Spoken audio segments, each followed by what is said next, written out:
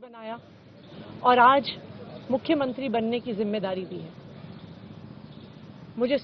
मैं खुश हूं कि अरविंद केजरीवाल जी ने मुझ पे इतना भरोसा किया है, लेकिन जितना सुख आज मेरे मन में है, आज उससे बहुत ज्यादा दुख भी मेरे मन में है। दुख इसलिए कि दिल्ली के लोकप्रिय मुख्यमंत्री मेरे बड़े भाई अरविंद केजरीवाल जी आज इस्तीफा दे रहे हैं। मैं आज ये जरूर कहना चाहती हूं आम आदमी पार्टी के सभी विधायकों की तरफ से, दिल्ली की 2 करोड़ जनता की तरफ से, कि दिल्ली का एक ही मुख्यमंत्री है और उस मुख्यमंत्री का नाम अरविंद केजरीवाल है। भारतीय जनता पार्टी ने पिछले 2 साल से अरविंद केजरीवाल जी को परेशान करने की, उनके खिलाफ षड्यंत्र रचने की कोई कसर नहीं छोड़ी।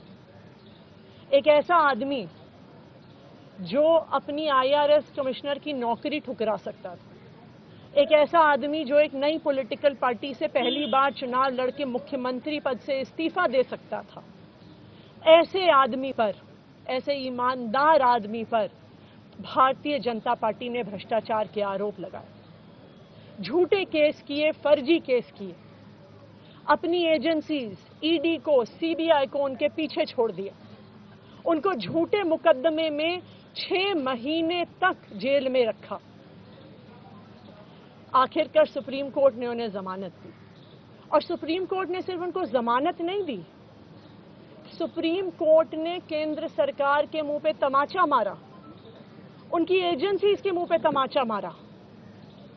उन्हें कहा कि इनकी एजेंसीज, केंद्र सरकार की एजेंसीज एक पिंजरे में कैद तोते की तरह हैं और अरविंद केजरीवाल जी की गिरफ्तारी गलत थी। अगर अरविंद केजरीवाल जी की जगह कोई और मुख्यमंत्री होता, कोई और नेता होता, तो वो 2 मिनट नहीं सोचता मुख्यमंत्री की कुर्सी पे बैठने के बाद।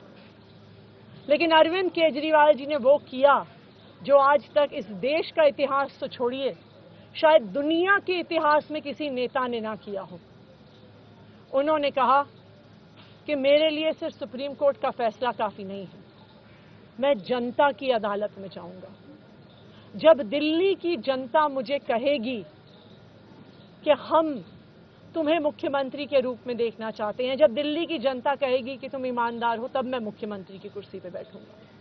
मुझे नहीं लगता कि हमें लोकतंत्र के इतिहास में ऐसा कोई त्याग का उदाहरण मिलेगा जो आज अरविंद केजरीवाल जी ने देश के सामने रखा है। दिल्ली भर में लोग बहुत दुखी हैं अरविंद केजरीवाल जी के इस्तीफे से। कल शाम मुझे एक बुजुर्ग महिला मिली, जब उन्हें खबर मिली थी कि अरविंद केजरीवाल जी ने इस्तीफा दे दिया है, वो रोने लग गई। उन्होंने कहा कि वो मेरे बेटे की तरह हैं, उसको इतना परेशान किया है, उसको इतना परेशान किया है, उस पर झूठे केस लगाए।